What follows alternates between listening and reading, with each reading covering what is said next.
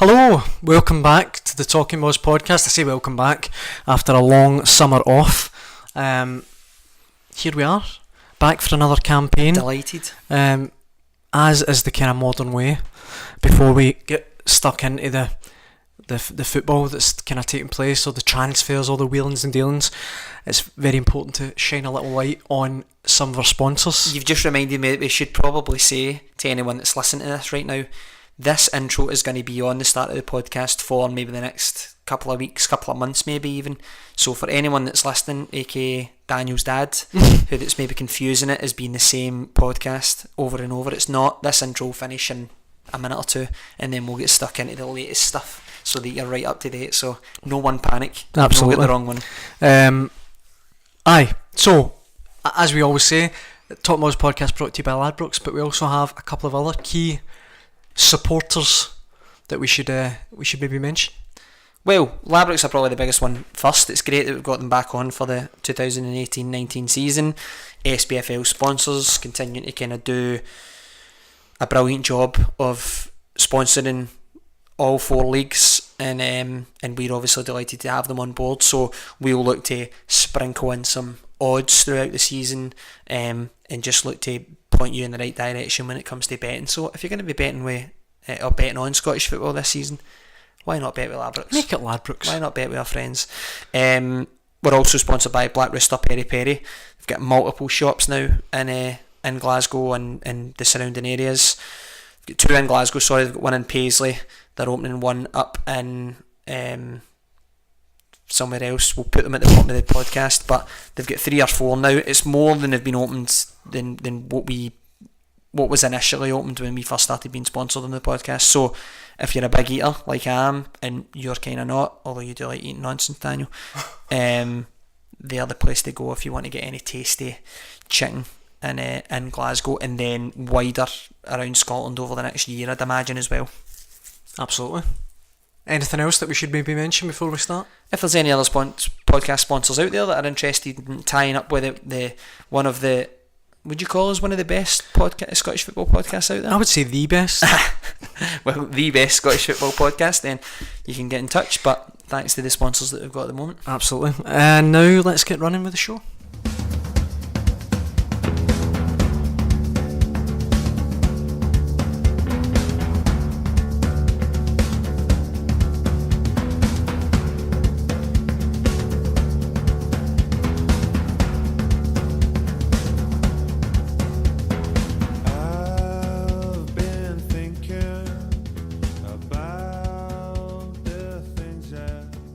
Welcome to the Talking Boys podcast, brought to you by Ladbrokes. The ship is back in safe hands after I took a little bit of a sabbatical.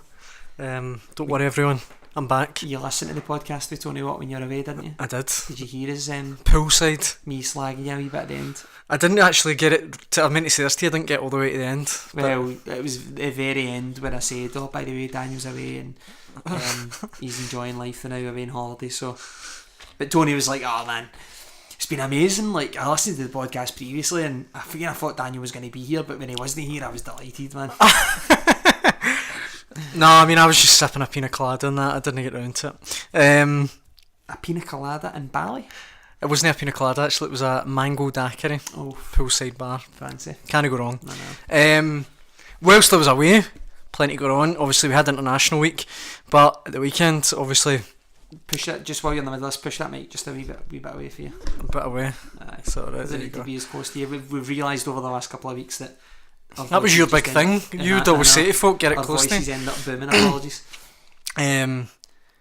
Aye, we had the international break, and now obviously domestic football is back, and as is the way with Scottish football, the weekend left us with no shortage of talking points.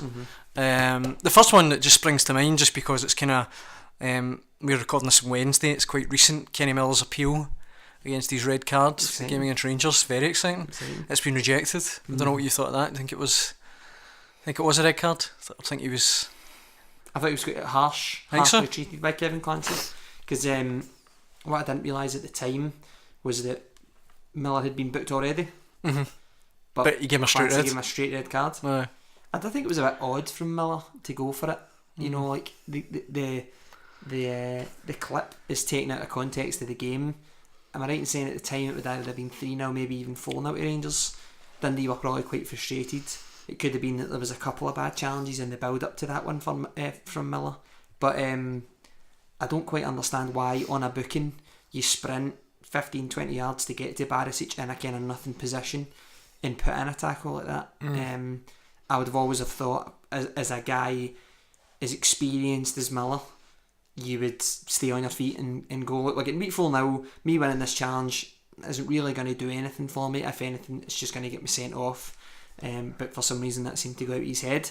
Thought it was harsh not winning the appeal, because I do think it was a kind of nothing tackle. Didn't look like he really caught Barisic too badly, but when you think of the fact that it could have possibly have been just a second yellow card, then he was going to get sent off anyway, so maybe it was always going to happen. What about I've been tipping Dundee to go down for about 4 years now, and I'm starting to feel vindicated, I've got to say. I know.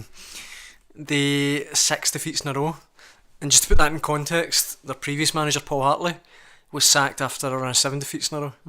So you would imagine that Neil McCann is pretty close to the brink, and you kind of get the feeling that he's kind of groping about for like bringing Kenny Miller on a 2-year deal as well. So that was pretty mental. Madness.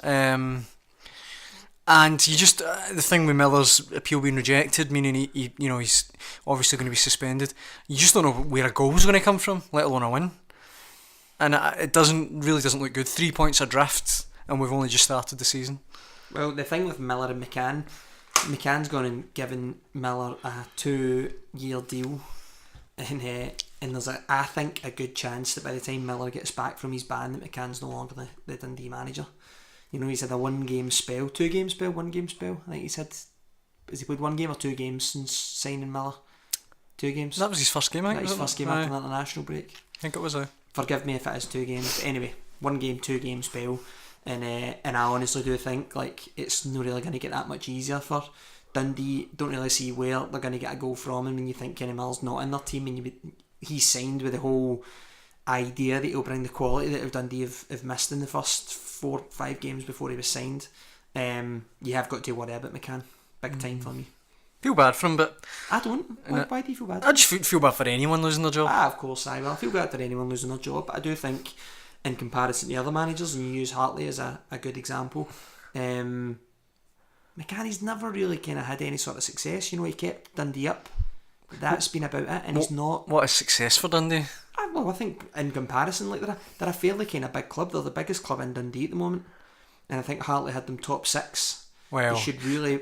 I can sense a lot of people taking issue with that. Well, they are the biggest club in Dundee at the moment. They're the most successful at the moment, but well, that's what I was meaning. Like, no, the biggest though. Well, fair enough. Based on history, based on the amount of supporters, it's Dundee United. But there's only one of them that are playing in the Premiership just now.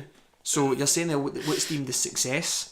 Aye, but not the biggest. Being in the Premiership and your direct rivals not being in the Premiership, I'd probably say is fairly kind of successful for Dundee. But but it's just saying they're bigger. I think a lot of Dundee United fans would. Surely when I said that there, you thought to yourself, well, surely he doesn't. Listen, I don't need to clarify the fact that Dundee United are a bigger club than Dundee. People would have got in touch and said, how are Dundee a bigger club than Dundee United? Well, you would have been. Anyone who was thinking that, stupid for even thinking. I'll keep you right. But no, I honestly think under Hartley they had some success, and considering what he did with Dundee, I thought it was quite harsh that he was sacked so quickly. And now in comparison to McCann, he's still got his job after a really, really poor start to the Premiership season. Looking at it from the Rangers' point of view, I noticed that Neil Lennon. Wow. Steven Gerrard. I don't know why I said Neil Lennon. Spit it out, come on. Steven Gerrard, right? You've been talking on holiday? A bit rusty. Steven Gerrard was pretty tough on his Rangers players despite winning 4-0. He was kind of saying he was looking for a little bit more. Aside from that, James Tavernier signed the new contract. Yep. I thought it was slightly odd because he only just signed one in February. And they've tied him down to another one with another 4-year deal. And this is the first one under Gerrard, isn't it? Aye, but I just thought, is there any need for that really? Unless they're giving him a big pay rise or something, I don't know. It's got to be a pay rise. Like in that time, they've rejected a couple of bits with West Brom. maybe even some from elsewhere. He's been one of Gerrard's best players, even though he's had a couple of stinkers the last month or so. He's probably been one of Gerrard's best players since he took over the job, and Gerrard's thinking he's my captain, one of the most influential players. We've had interest from bigger clubs for him. We now need to give him the money that he deserves. I suppose I'd say that's one of the positives, I think, of whoever is in charge of that, if it's Martin Allen or whoever else at Rangers that's in charge of this. But I feel like once they have recruited good players, keeping them to good contracts has been a positive for Rangers over the last 12 to 18 months. There's been a few guys who have been really good that have been signed up to new deals, like Morelos. I'm sure he's had a few new deals, all in the wake of scoring goals and interest for other clubs as well, so that when the time does come that Tavernier really does need to move on, Morelos really does need to move on, Rangers are in a good position to go and get some good money for them. And for a team like Rangers, considering we've criticised them for Barry Mackay leaving for next to nothing, some other players leaving for next to nothing and going on to have or make decent moves, particularly money wise, it's good to see Rangers going and doing that. Obviously, that we're recording this Wednesday. On Thursday night, they get their Europa League campaign up and running. Away at Villarreal, tough place to start. Villarreal obviously had a tricky start to the Liga season, but got their first win at the weekend away at Leganes, a 1-0 win. And as if the task wasn't bad enough or hard enough for Rangers, they go without Ejaria, Jack, Gareth McCauley. I mean, he's not played yet, has he? So, and two other players missing, but I've only got 3 written down here. Anyway, you wouldn't back them to get a win away at Villarreal, would you? No. Okay, great. I wouldn't mind to make it a win against Villarreal, just because Villarreal have got a really good squad. Alfredo Morelos and John Flanagan, who's suspended. Sorry, that was the other two. I think Morelos will be a bigger miss than Flanagan, because I think there's a good chance that Barisic probably could have started it. Actually, take that back. Barisic's cup tied for Europa League. Or now that they're in the group stages, he's back. I think he's okay now. He can play qualifiers and then he can get back into the group stages. Yeah, I think so. Back. But you would think if Barisic being available, he'll play at left back. They've got Tavernier at right back. They've got two good centre-halves. I can't see them going 3-5-2 in Europe. Lafferty is a decent enough kind of replacement for Morelos up front, I reckon, particularly in Europe. I could see Rangers getting a result tomorrow, but I do think if Villarreal click, and obviously everyone's spoken about how good Cazorla is and how good he seems to look at the start of the season for Villarreal, if he's on top form, I struggle to see some of the majority of those Rangers midfielders getting close to him. The other thing about Rangers just worth mentioning is that I saw when they flew out to Spain, Graham Dorran's back in the squad. I was thinking that when you said about who was out injured. I just thought it's interesting. He's not played 1 minute this season, so needs to take advantage of the fact that Haria and Ryan Jack are out though, because these are guys that are playing ahead of him. You know, there's a couple of others that need to get fit, like Jordan Rossiter needs to get fit. If he was fit just now, then that would be the perfect. If he was fit just now and he was also registered for the Europa League as well, then it would be the perfect opportunity for him to try and get a game. But there's other midfielders there that could deputise for them, who with a good result and good performance could potentially go and be in the team for the next 6-7 games. Ross McCrory being another one as well there. You know, there's spots in that Rangers midfield which is stacked now that could be up for grabs with Jack and Haria missing. Koulibaly you would think is going to start. Arfield you would think is going to start. Maybe it's one other position that's going to be available, and Jack seems to have kind of made that his own since Gerrard took over, which I'm surprised by because I just did not back Jack to play much under Gerrard, but looks like he's been one of Gerrard's best players since. And it's for somebody like Dorrans, he needs to get a little opportunity like this, and this could maybe be the thing that he needs to kickstart his Rangers career again, because it's really stagnated at the moment. We normally start the podcast typically by talking about Celtic and Rangers first up, but I'm going to break tradition a little bit and talk about Hearts, because what month do you think they'll win the league in? That was a question earlier on. Was it really? I'll give you his name in like 2 seconds, even though I know his name and I can picture his face. And is this on Instagram? To this, it's on Twitter, and if he listens to this he'll be like, I can't believe he's forgot my name. Richard Cobb, sorry. Oh, he does ring a bell. Occasional shout out to Talking Boys writer, obviously Hearts fan. He said, which month will Hearts win the league, when we asked our questions on Twitter earlier. Great minds think alike. What do you think? Do you think they've got it in them to win the league? Aye. Genuinely? I genuinely do. I don't think they will. I think it's really far fetched. I think it's possible. Does it make you think like how much stronger they would be if they'd managed to keep Lafferty and Berra wasn't injured long term. They've done all this, losing their top scorer, arguably best player, and their other best player to long-term injury. And then on top of that as well, their manager's been ill as well, and he's missed a couple of games as well, which can't be helpful. 5 wins in a row. It's sort of getting to the point where, and I know we're still early, but if Celtic and or Rangers, if Celtic slip up again, talking about an 8-point gap, and then all of a sudden you can't afford any more, because then if it gets into double figures, still need to go to Tynecastle again this season. Aye, and I know they'll need to go to Parkhead and stuff, need to but go to Parkhead, but it's still like Hearts with an 8-point lead potentially. I know, 5-point lead even potentially. Going to Celtic Park, I think, is a much different type of game.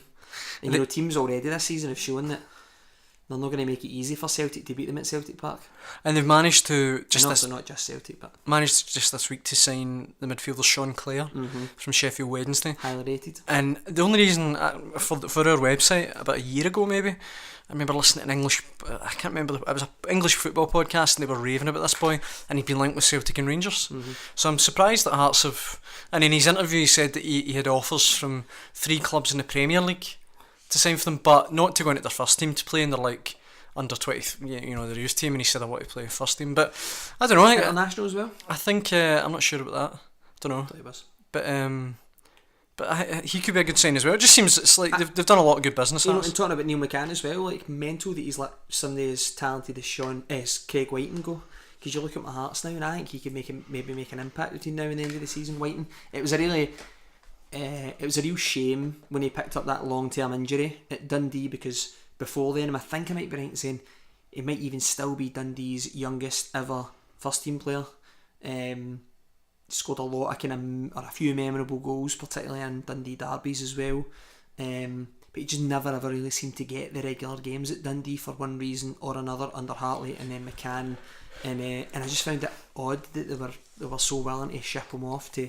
There could be more to it, obviously, and I'm sure Dundee fans and Hearts fans will be better versed on this. It could be contract related that Dundee have decided to maybe cut their losses and get some money for him to Hearts. But you know, after Lafferty leaving and then obviously that Berra injury as well, I think Hearts have done actually really well in the transfer market, so apologies to take it back to them, but I do think they could push. I think they could push the big teams this season, but I'll be most interested to see how they do against Celtic, Rangers, Aberdeen and Hibs, those big 4 for me. Edinburgh Derby, games against Celtic, particularly at Celtic Park, where they've really struggled the last few seasons. Obviously the games against Rangers, and then Aberdeen is the kind of game. I would probably say that's the easiest game of those 4, but it's the kind of game that I could see Hearts dropping points in. I don't know if you saw from the 1-0 win over Motherwell at the weekend. Uche, Big Uche. Big Uche's tackle on Trevor Carson. We got a question in from Ross McIntyre on Instagram who wanted their opinion on it. I said, to be honest, I thought it was a shocker. See, when you kind of slow it down, like at first you can't really tell when you watch the replay and it's slowed down. So I think it's a pretty poor tackle, and I kind of alluded to that on our Twitter account and got absolutely slaughtered for it. But I'm sticking to my guns. I thought it was a really bad tackle. I'm not saying there was any malice in it, just really careless. He's such a big guy. Uche, you need to be careful when you've got superpowers like him. You just need to be careful what you're throwing it about. Truthfully, I haven't seen it. It's 2 guys just going for the ball, but Ikpeazu's late and catches Carson right in the top of his foot. I've seen Carson's foot. Aye, and he had to go off injured, obviously. Man, aye. If that's the 50-50, then he doesn't get any of the ball. Jeez. It's just exactly. So, but anyway, I thought that was a big talking point. So obviously, it led to the winning goal. Seen this. So in the lead up to the goal, they both clash, and then the ball drops to Naismith, and Naismith just puts it in empty net. To be fair, what is the pass back? Pass back all. I know. Carol McHugh, that was. Shout out to Carol McHugh for that. The thing is, Carson goes down. He does go down straight away into the tackle, but then he gets up straight away as well to go and try and tackle Naismith. Maybe that's just like total just instinct. He doesn't know what's happened to his leg yet. But from the clip, and if what I'm looking at now is the only good quality clip, don't know why that sound's coming on. It's a pain that sound. But if that's the best view of it, which I don't imagine there would be, it really does look like it is a 50-50. I mean, it's two players going for the ball, but when you see how he catches them, it's dangerous. It's a dangerous tackle. Anyway, Okay. I know we get questions from viewers. I thought viewers. No, I just threw that one in there because it was top of the list, to be honest Aye. with you, and we were going on to speak about the Ikpeazu cast and stuff. So rather than going back to it later, Daniel, I thought I'd just throw Well, it in there. I think just now might be a good time for a little break, and when we come back, we'll maybe talk about Celtic. TheTBShop.com for the best mugs, phone cases, t-shirts and prints in Scottish football. TheTBShop.com.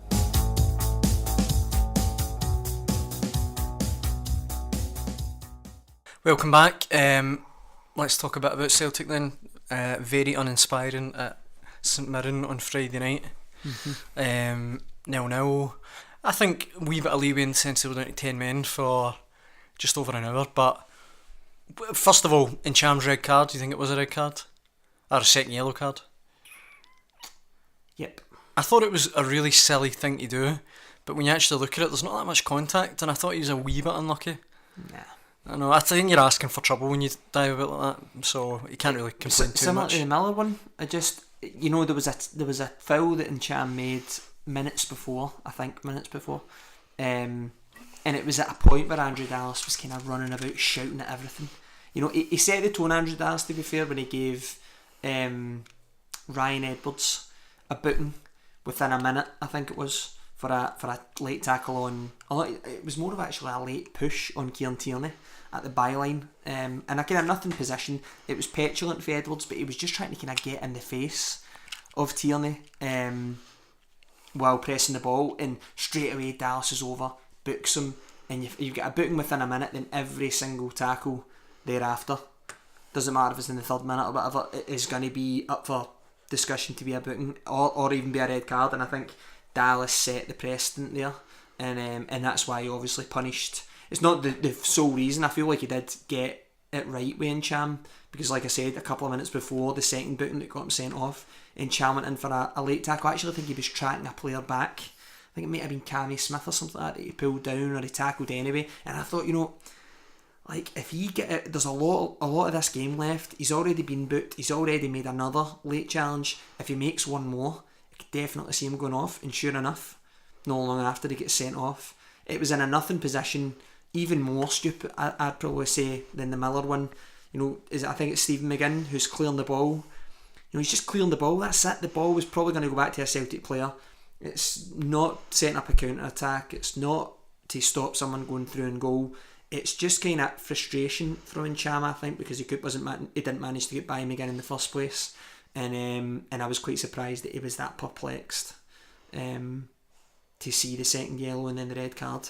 So I think Dallas got it right, and Encham was a bit silly. There's a lot of there's a big sort of feeling of lethargy around Celtic right now. They're just kind of very flat, and the entire season they've had one good performance. Rangers, Hearts, Livingston, Rangers, and Hibs have all scored more goals than them this season, which must be a wee bit worrying if you're, especially considering you've just sold your best striker. I don't know. Obviously, they play Rosenborg this week as well, which I don't think will do much to excite the Celtic. Kind of snap the Celtic players into. Like the Old Firm game, you got a sense that it was such a big game, they rose to the occasion. I don't think Rosenborg's going to do that. They'll be sick of the sight of Rosenborg. No, and I think that'll be matched with the attendance at Celtic Park as well. I can't see it being anywhere near being a sellout. The other two games, maybe, they're two newish. I'm right in saying Salzburg have been to Celtic Park in the last 5 years. I think maybe the Ronnie Dial era, Europa League. I'm pretty certain Salzburg were at Celtic Park. Leipzig, it's obviously a first. I know Celtic were good when they played against Celtic. I'm sure they might have beat them over both games. I don't even know if Jonathan Soriano still plays with Salzburg, but he was one of their good players at the time. Could even have potentially had, I'm not saying Manny or as Keita played for Salzburg as well. I think at the time, I think Celtic actually got a draw away from him. But then lost in Glasgow. Celtic Park. Anyway, I would have expected, after such a busy start to the season, with European qualifiers and then the start of the domestic campaign, that the international break would actually have been quite a good opportunity for Rodgers and the rest of his squad to recharge the batteries. When you look at some of their key players, Craig Gordon, he played one game. You know, fair enough, he got a lot of work against Belgium, but he played one game during the international break. Boyata played 2, so you can understand him coming back and feeling a little bit kind of jaded. I don't know if Ayer played, but I'm assuming that he would have probably played a couple of games, maybe just one for Norway. And then you look at like Brown, wasn't involved in international duty. I think I'm right in saying, and Cham wasn't away with the France under 21s. Forrest was on the bench for the 2 games for Scotland. Edward wasn't away.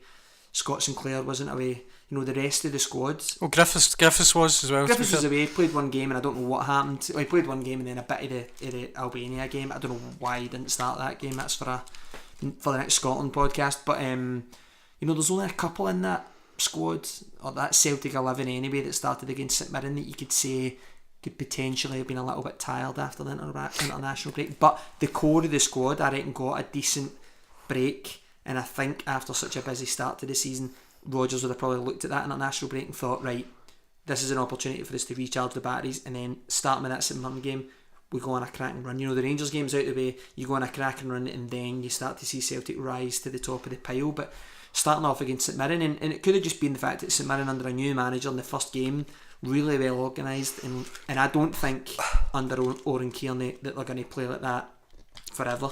I don't think that's going to be the way that he'll want that St Mirren team to play. I think he recognised the fact that Celtic are so strong and St Mirren have started the season so badly that you just need to get a result at all costs.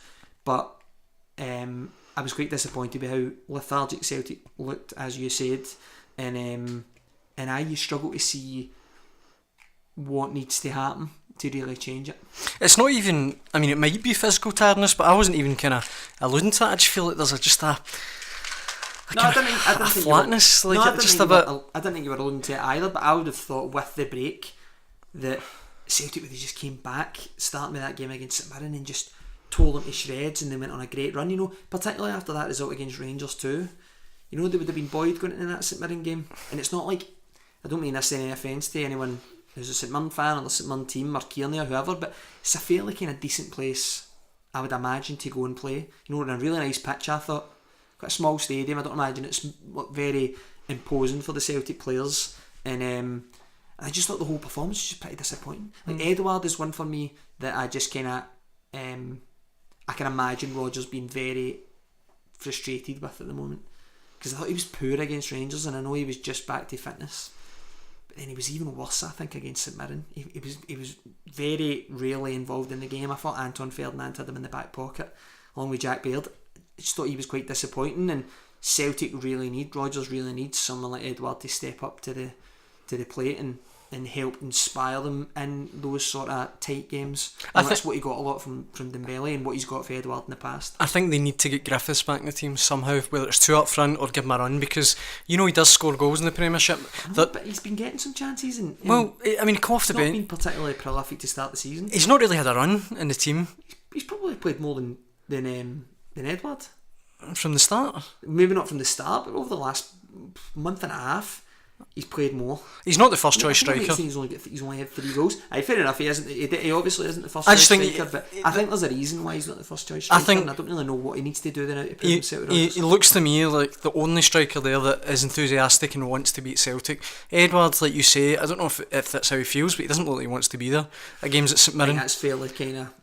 Like you say, just it's a bit didn't of look. An assumption. Same with Cham as well. You heard rumours about Porto, and when he gets sent off the other night, I thought he just looks like he doesn't want to be there. But he was outstanding against Rangers. I know. Listen, we've just said the big games are no problem. They rise to the big games.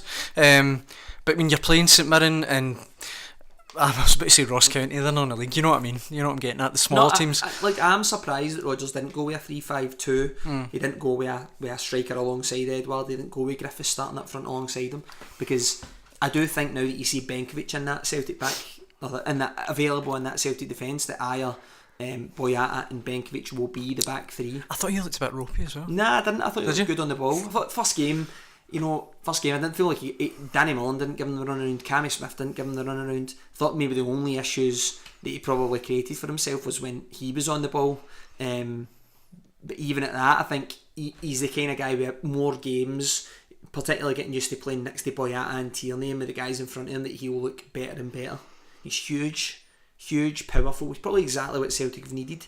I just think he needs an opportunity to bed into the team. That's all it is. And I do think come January you could be looking at a centre half, if he continues to stay fit and plays all the time, could be a real belter of a signing for Celtic. And a shame that they don't have him tied down on a permanent deal and they need to send him back to Leicester in the summer. But that's just my initial impressions from seeing him in that one game. And fair enough, he didn't even play the full 90. But 3-5-2 looks like what Rodgers wants to play, but a little bit of me wonders, is that because Rodgers really wants to play for a 3-5-2, or he feels like he's got the players to play a 3-5-2? Because based on the game against St Mirren, I feel like there was a couple of players that kind of looked like they were out of place.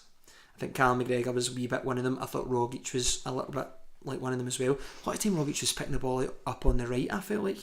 Almost starting where James Forrest normally starts. I think he definitely was told to drift in for the right. Maybe that's just what he does, obviously, when he can't find the space in the centre, because St Mirren did pack the box in the 20 yards in front of the box. But, Celtic, big team, they should be expecting clubs to play like that against them, teams like that to play with that sort of style. And Rodgers, now into his third season as manager, should be like, well, I should have this sussed. I should know and have enough options and different ways to play that we can break down whoever's put in front of us. The other one, just finally in Celtic, I kind of feel like Scott Sinclair. I know he was right out of form, but what do you think he could be one to? I just think when I was looking at the St Mirren game, and Celtic just lacked someone to kind of cut open a team, and Sinclair was doing that for fun. Particularly teams like St Mirren back in the first season he came at Celtic. I know he had a poor season last year, but Callum McGregor, really great ball player. But as you say, when teams have got a low block and when they flood the middle, he's not going to beat two men with pace. And do you know what I mean? So I don't know. Sinclair could be another option, but who knows? Like Celtic have lost, including Sinclair, because he doesn't look like anywhere near like the player that played for Celtic in his first season, and even the first half of last season. If you include Sinclair in it, they've also lost Moussa Dembele, who would pop up with big goals in a lot of games. The kind of game that against St Mirren where Celtic swing one ball into the box and Dembele from just sheer power gets up to head one into the top corner. But also on top of that, losing Stuart Armstrong, who would pop up with big goals, I feel like, for Celtic, even when he was a little bit out of form, would pop up with big goals. And then for me, and Celtic fans will probably totally disagree with this, but for me, one of the biggest misses is Patrick Roberts still. I know he didn't play that much towards the end of last season in particular, but for the majority of the time while on loan at Celtic, Roberts was someone that either started and could cut open teams and basically open the floodgates with his sort of play, or Rodgers could bring him on for the last 20-30 minutes and he would bring something totally different to Forrest. Because you and I have spoken on this podcast about it before. Forrest is a right winger who is just going to sprint at people. And I do feel like that's easier to defend for teams that are going to flood their own box and going to flood their own half than somebody like Roberts, who you give the ball and he is capable of going and beating like 3 or 4 guys before cutting it back or before putting it in the bottom corner himself. Countless games that he did that for Celtic throughout his time on loan, and I just think and it just goes back to Celtic's recruitment, I suppose, that they haven't managed to strengthen and replace these guys after losing them. Arzani might turn out to be one, scored a good free kick in the reserves the other day, but everything that's coming out of Celtic, both Davies and Rodgers, is that it's going to be another 4 or 5 months before you probably start to see Arzani in and around the first team. Malumbu isn't that kind of player, although I feel like he's a good replacement for Brown when Brown isn't either going to be playing or he's injured. They don't really have the options in and around the final third. Ryan Christie, is he a good enough backup to Griffiths and Edward, considering they're injured a lot and sometimes they just look totally out of it? As Lewis Morgan, a lot's been spoken about him, but starts the season off injured and who knows when he's going to come back into actually playing. Scott Sinclair doesn't look like Scott Sinclair. Johnny Hayes doesn't really look like Rodgers is prepared to trust him in big games. I just think Celtic have a little bit of a problem in the final third at the moment, and when there's been so much talk about the defence, I think everyone's kind of ignored the fact that there just is nowhere near as much quality in the Celtic final third as there has been in the first 2 seasons under Rodgers, and that has to be a worry. Elsewhere, another Stevie Malin doing a Messi impression free kick, got the 3 points against Kilmarnock.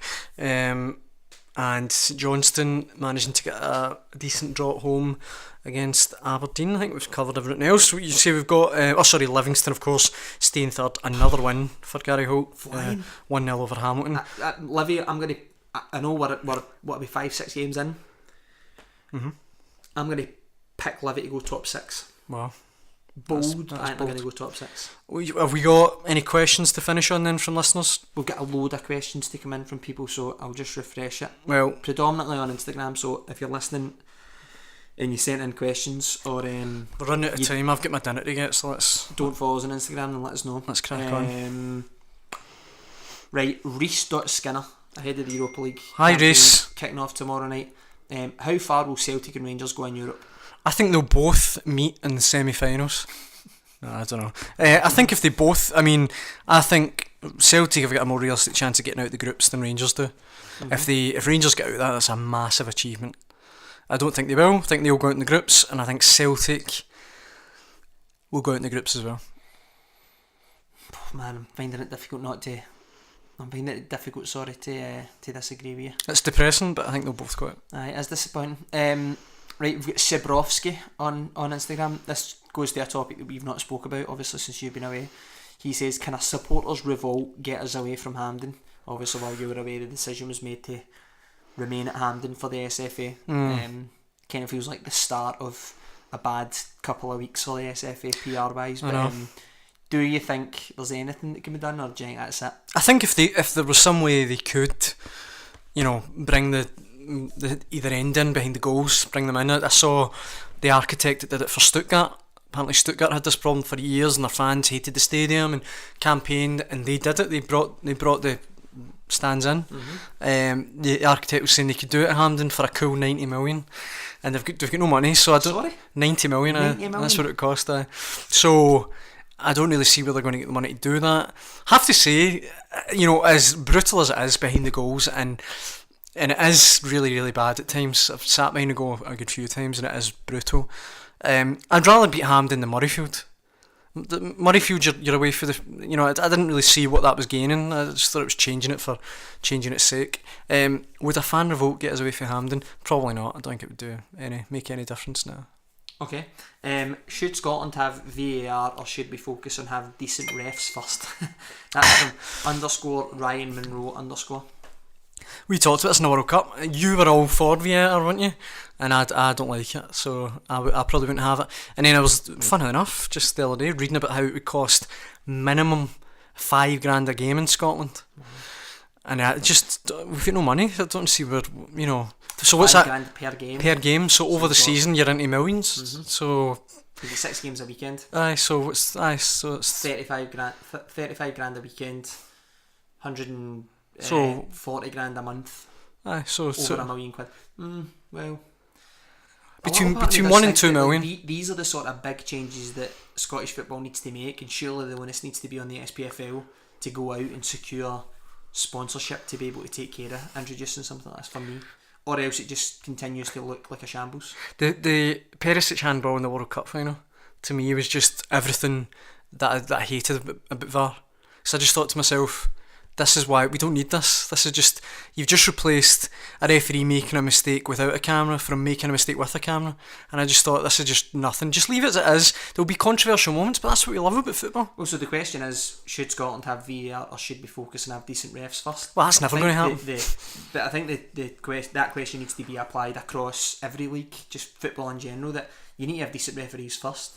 It's not the computer that makes the decision, it's not the TV that makes the decision, it's the referees who are sitting watching it, and as you obviously rightly say, mistakes are still made with VAR, so provided that the referees can call it correctly with all the replays, which I don't see how they can't, to be honest with you. Well, what did you think that Perisic one? I thought they got that through the Perisic one again. The hand, so it's said that there, I was like 2-1 in the World Cup final. Right. Croatia have just scored, or is it? It might even be one each at this point. Anyway, and the cross comes in and it hits Perisic in the hand, and what happens is the VAR people, the referee sees it, or appears to see it, and says no. The VAR people say you've missed a clear and obvious error, but the whole process, so that referee's sitting thinking, right, everyone thinks it's a clear and obvious error, so right away he's predetermined to think, right, I should really be given a penalty here. So what did they do? Did they give Gave the penalty, and obviously France were convincing winners in the end, but that could have cost Croatia a World Cup. And I remember that. and it's just, I just thought that was really, I just thought everyone in the stadium, on TV and Twitter, was like, that's never a penalty. And there's a man kind of coerced into giving the wrong decision. I don't know, I just didn't like it. Okay, we'll batter through these quick. James06 memes. It says, what's your opinion on Hamilton this season? That was it. I gave it there. Don't really have much opinion. I think it's safe to say that they're going to be down there along with Dundee. I don't think Livi, but definitely going to be down there with Dundee, St Mirren, aren't they? I was going to say that they're a bit like a rat. A rat? Because rats have got that amazing ability just to survive. Like they just somehow scrape away another sort of life, and I don't know what I'm talking about right now, but I think they'll probably be alright, just purely because Dundee are heading for the trapdoor. Heading for the trapdoor, okay, little rats. Right, are Hearts serious contenders for the title? Cam_Spence, we answered that. J McPhee16 said after the changeover at Livi, realistically, where do you see them finishing? I said top 6. I don't know if you agree with that one, Livi. Started pretty well, I suppose. I would still. There's going to be 16 better than them, I'd have thought. I want to throw something at you. It's just going to be total controversy. Who has better potential, Morelos or Edward? Edward. Why? Sorry, that's from _Josh Silver. I do like Morelos, but I think he looks like a better player than them. They both played against each other in games, haven't they? And Edwards come out looking like the better player on a couple of occasions, I'd say. Okay, sticking along the striker topics, Jonathan Morin _ says, who's going to be top scorer in the Premiership this season?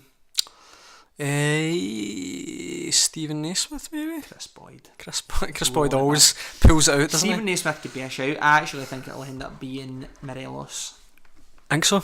I mean, I'm tempted to check what the standings are at, but that would be a bit unfair, wouldn't it? I don't know. I mean, if Griffiths gets in the team, who knows? You're really championing this. For Celtic, Stevie Mallon. Stevie Mallon and free kicks. Okay, that's all for the questions. Thanks to everyone that sent them in. There's a load there that we either can't answer because they're total nonsense, or we've already answered. So thanks to everyone that sent them in, and make sure you send them in next week as well. You can get us at Talking Boys on Of our back, on obviously. Instagram. That's what it's coming to, and you can get us at Talking Boys on Twitter. Once again, we were in Twitter jail for 4 or 5 months.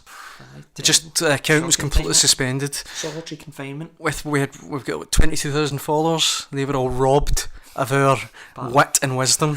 But we're back now. We've managed to work it out with Twitter, so that's good. At Talking Boys on Twitter, and at Talking Boys on Instagram and Facebook. You can find us there, and get in touch if you feel the need to. Thanks very much for listening, and we'll be back next week. Cheers. Banging on your drum.